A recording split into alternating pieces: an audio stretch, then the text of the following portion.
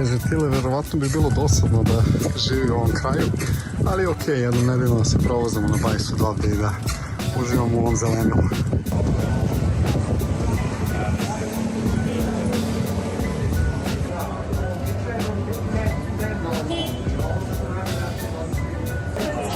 Sad ćemo ovdje, ono što sam vidio na internetu jeste da imaju neku super tačnije super autentični sir i ja bih to sad volio da probam da vidim šta tu ima. Izložba se otvara za nekih manje više sat vremena, tako da imamo lufta da odemo i da budemo ovdje i da degustiramo. Pas je vezan za bajs, valjda neko neće da ga uzme i to je to. Sad mislim da je možda bolje da porazgovaram sa gospodinom koji radi ovdje nego da nagađam. Super autentični sir. Da li ga trebamo kako džumbek, to. Kako se to priprema, to je kao grilovani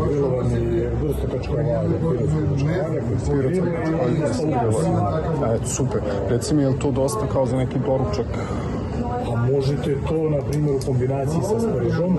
Aha, sprža od čega? Nešto poput duvan čvaraka, samo malo više. A znam da ima više sprža, pa sad gledam šta je, ima više sprža, sad imate neku kao sprža, aha, kod vas je jedna sprža, toplo kređevo se to služi. Imate ova... Aha, tu samo šta je to, duvan čvarci? Pa kao duvan, vrsta duvan čvarka, malo se kudinstva sa papom. Možete niški specijal, to vam je isto autentično. Mladi kravlji, stari kravlji i ljuta to ono što se sprema. Neki hlebić ili nešto još sa strane. Svakako ispod sača hlebić. Neka manja porcija, onda hleba ili pojice, šta je. Da, može. Hleb, pa iskreno uzeo bih taj sir, uzeo bih tu papriku koju ste mi preporučili, ljutu u miksu i taj hlebić, pa je to za lagani doručak. Bez prže ili... Bez prže.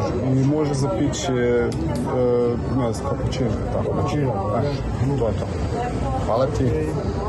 Ja sam mislio da je ovdje samo neki deo ambijenta koji vidite iza gdje možda ima ono tipa 5-10 stolova, ali unutra zapravo ima još mnogo prostora i každa ima tipa 50-60 sjedećih mesta. Poprilično praktično. I ovdje ja nam vidim uopšte koliko mesa ima, koliko nekih različitih stvari i ako je bol sve što mi gospodin rekao da rade na sastojcima, ovo bi trebalo da bude poprilično kvalitetno i to je to. Šta kaže, pružam jedinstveni doživljaj niške gastronomske tradicije. Jug Srbije je fantastičan što se tiče klope, tako da ako je ovo da kažemo produžena ruka te hrane, tih sastojaka, tog kvaliteta, ovo može da bude prva liga.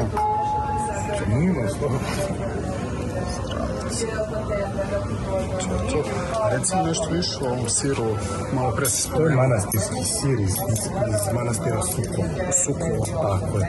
Rađen po tradicionalnoj recepturi starih monaka. Ranije se taj sir čuvao da zri u posebnim pećinama. Sada to u sklopu manastira postoje posebne prostorije da proizvode, tako da autentičan je sir i zanimljivo je to što sir nema cenu, već morate da odete u manastir, pa tamo da platite donaciju u manastir ukoliko želite i manastir vam daruje sirove već. Pored sireva mislim da proizvode još i na putu kad se krene od Pirota prema Dimitrovgrada. Je li ovo prvi neki naš, da kažemo, sir koji je sazra, mislim kao da postoji kultura zrenja sira u toj nekoj formi, tako mi nekako deluje. Da, zapravo. Sad ne znam tačno jasno. Da, ali lepo je obići dole, lepa je i ambijent, manastire i svega, tako da. Super. Ovo je to je niški specijal ili leskovački tartar, kako je još zove. Leskovački tartar, da. Ili niški, mi ga zovemo niški specijal. Znači pečena ljuta, belolučana paprika, ide kravlji sir sa začinima, to je sa biberom i kurunebes. I to se onako fino umuti, to se napravi se kao tartar. Kako si rekao da se zove jelo celo tartar? Niški specijal, ili niški tartar, leskovački tartar sad. tipično je dole za tu južnjačku kuhinju. Ovdje sad ćemo probati ove, da kažemo, mlečne proizvode u miksu sa ljutom paprikom, kao i sir. A naredni put mislim da ćemo morati meso da padne za neki ručak ili večeru. Sad smo na doručku. Pa... I ambijent je dosta lep, kažem, ovdje kad sam ušao mislim da ima 50 stolova, međutim kolega kaže da ima 50-60 mjesta. Da. Zapravo...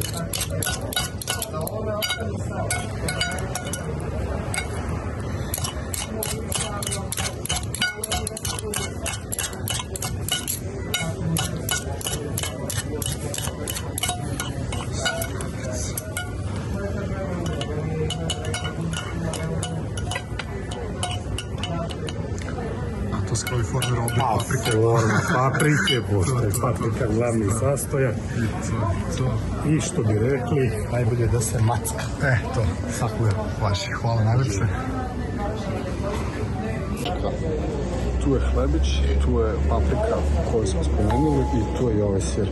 Ono što mi najviše privlači pažnju, znam da treba ići od slabih ukusa ka jačim, ali ja ovaj kačkavalj dočekati ne mogu kad sam video da to postoji ovde i baš me raduje da se neguje ta tradicija.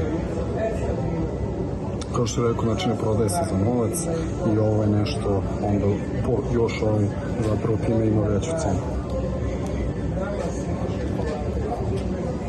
Hlebić sočnoća.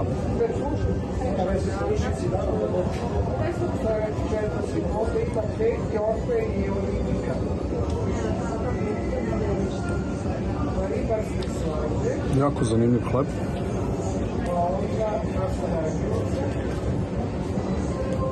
Ovdje mi deluje zapravo da ima više vrsta sira.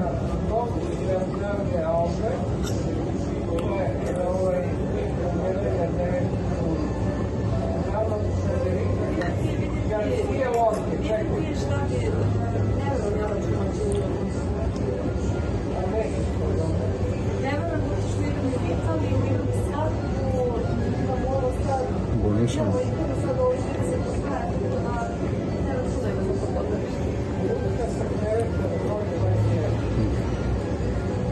Hlebić je kao neka pogača, zapravo.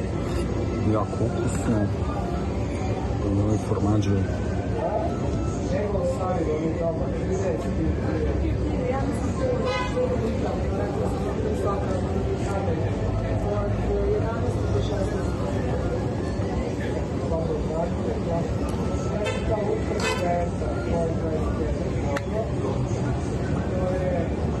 Ovo ima neku zlatnu koricu.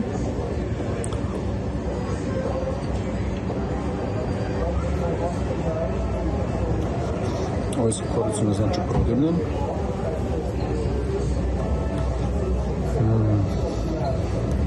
Ova paprika mi je ovdje ispred. Može najbolje da kombinujem.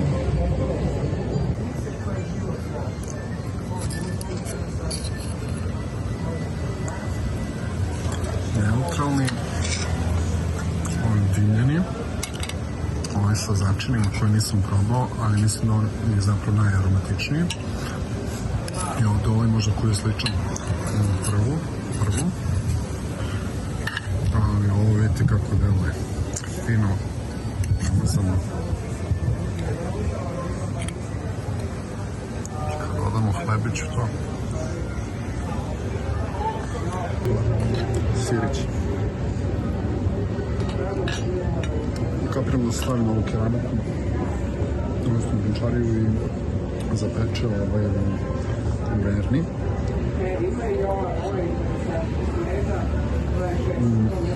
Sad ćemo probamo ovaj.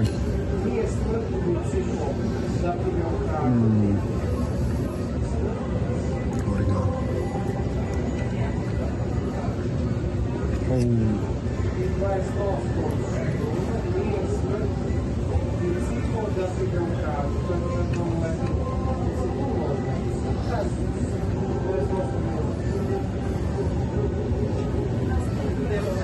Probamo sami.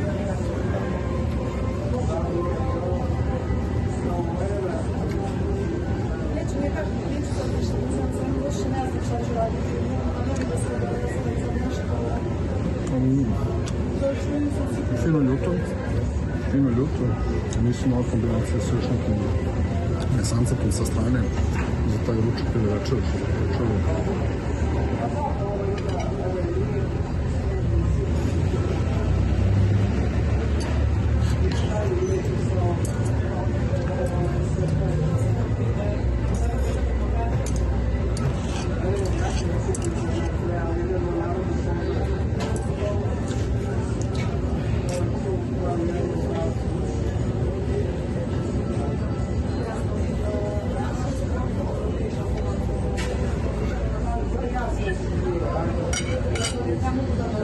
Najbolje bez viljuške i verovatno the finest way.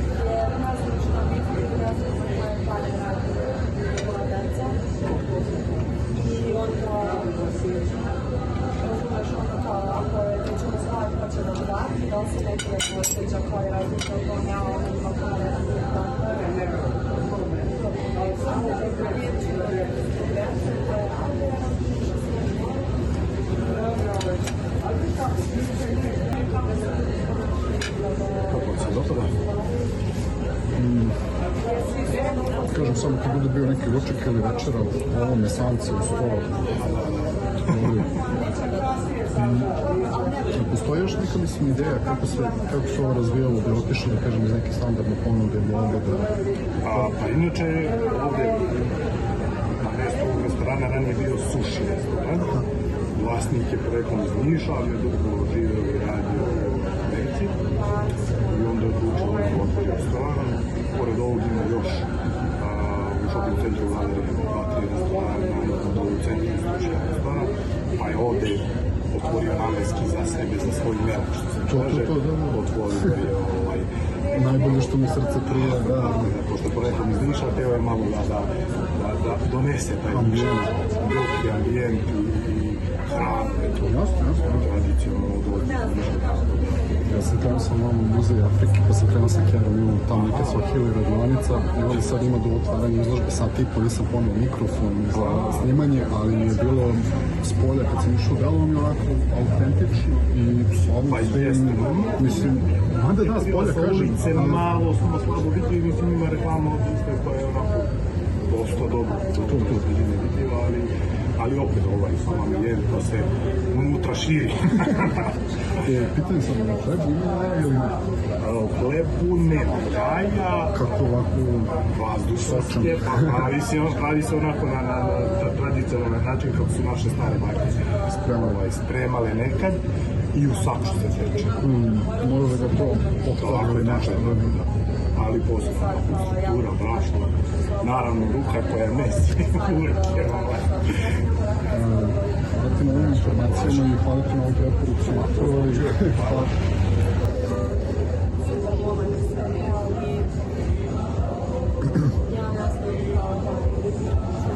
Gospodin koji radi ovdje rekao mi da ne idu jaja u hleb, ali je toliko lepo vazdušasno, struktura mu je, zapravo se peče pod sačem i onda on upije malo od svega toga, okuva se, ispeče se.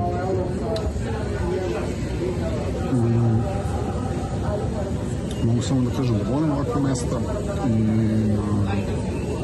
na mestima gde ljudi pokušavaju da ožive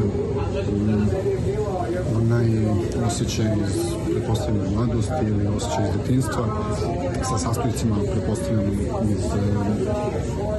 iz tog predela, iz tog ambijenta.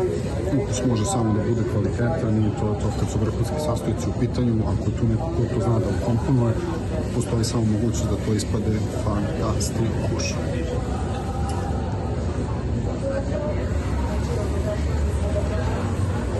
Ako želite vikend da provedete u prirodi i krenete iz centra ili sa ove druge strane, jel'te, ka konaku Kneza Miloša ili ka muzeju afričke umetnosti, ovo je jedna tačka koja se nalazi usput i za koju je zaista toplu preporuku, jedno super iznenađenje i uživajte u Iraku Balkan kuzina, odnosno balkanska kuhinja i to je to.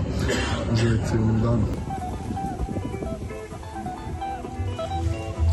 Mene možete vidjeti portret Zdravka Pečara, jednog od osnivača muzeja afričke kulture, i ovdje ga možete vidjeti sa psima, pa idemo mi da vidimo gde je naš kućol.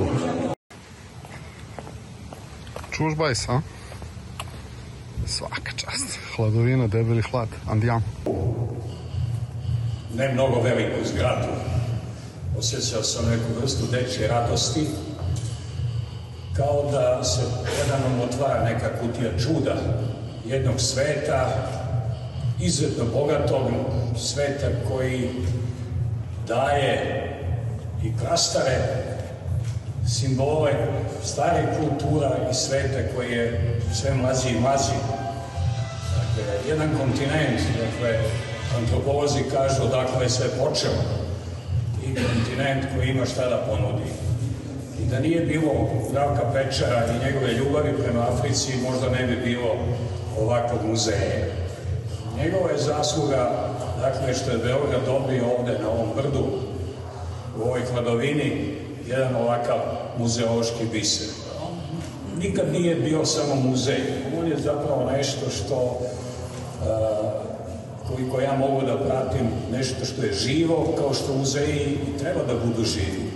Muzeji koji drže mrtve stvari nisu više muzeji, to su skladišta. Skladišta u kojima prašina pokriva te predmete.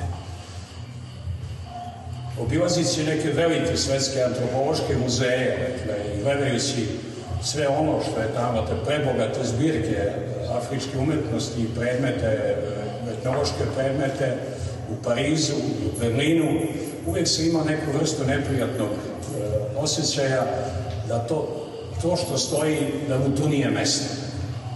Imajući u vidu načine na koji su ti predmeti dolazili, dakle, u te velike zbirke. Ti predmeti su bili predmeti osvajanja, dakle, dokaza da je ta moć bila takva da je mogla da poruši nešto i da ono što ostane odvuče i izlaže kao svoj ratni plen. Ovaj muzej nije takav. I njegova svrha nije nikad bila takva, on je izraz jedne duboke posvećenosti, jednog neobičnog čoveka koji ima neverovatno dinamičan život, koji se čak usudio, ne samo što je učestvovao aktivno u toj borbi protiv kolonijalizma, već se usudio u svojim zrelim godinama da upiše fakultet i da piše doktorat. Za to je potrebna velika hrabrost kad pređete neku hronološku granicu.